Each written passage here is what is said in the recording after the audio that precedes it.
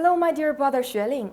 Over a year ago, an overseas Chinese student entrusted by a Russian neighbor posted a long-preserved family letter from the neighbor's grandfather, hoping someone could help translate it and even possibly locate the family's long-lost relatives in China. With many Chinese netizens lending a helping hand, the story recently gained a follow-up. Ludmila, the youngest daughter of Xueling mentioned in the letter, recounted her father's experience from decades ago. He was once an anti-fascist soldier who, after avenging the deaths of his family members at the hands of Japanese invaders, fled to the Soviet Union, where he started his own family. Out of longing for his wife and children, he chose never to return to China, but until his last breath, he retained his Chinese nationality. The twists and turns of his life are a microcosm of the brutality of the anti-fascist war and a reflection of the wartime mutual support between China and Russia.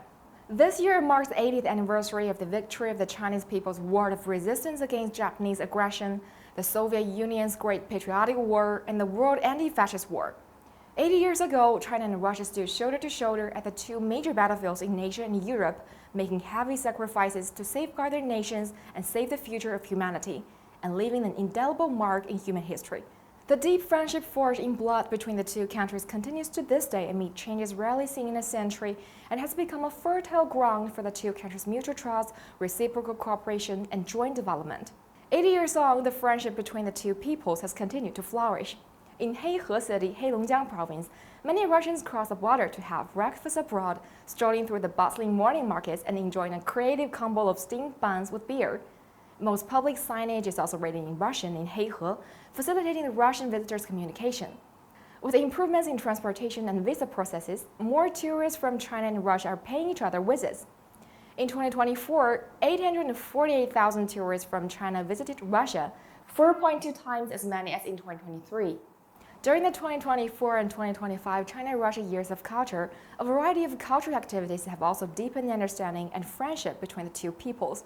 In addition to people-to-people exchanges, the political mutual trust between the two countries has grown ever deeper, and the bond of practical cooperation ever stronger. Today, China and Russia coordinate and cooperate closely on multilateral platforms including the United Nations, the Shanghai Cooperation Organization, BRICS, and the G20, acting as robust drivers that spur the joint development of the Global South countries, as well as key forces in advancing a multipolar world and the democratization of international relations. On the economic and trade fronts, the two countries have also yielded remarkable results. In 2024, bilateral trade volume reached $244.8 billion, a new all-time high, and China has remained Russia's biggest trading partner for 15 consecutive years. Russia is also the top source of China's crude oil and natural gas imports, while China has become Russia's largest source of imported electromechanical products and automobiles. In the recently concluded meeting between the two heads of state, China and Russia exchanged over 20 bilateral cooperation documents, covering areas including global strategic stability and safeguarding the authority of international law, which injected new impetus into the development of the China-Russia Comprehensive Strategic Partnership of Coordination for the New Era.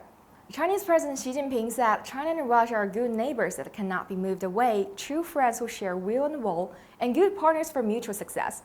The growing confidence, stability, and resilience of China-Russia relations not only stem from their friendship forged in hardship, allowing them to work with each other through thick and thin, but also from the two countries' commitment to the spirit of good neighborly friendship, ongoing deepening of cooperation, and the pursuit of mutual benefit and win-win results.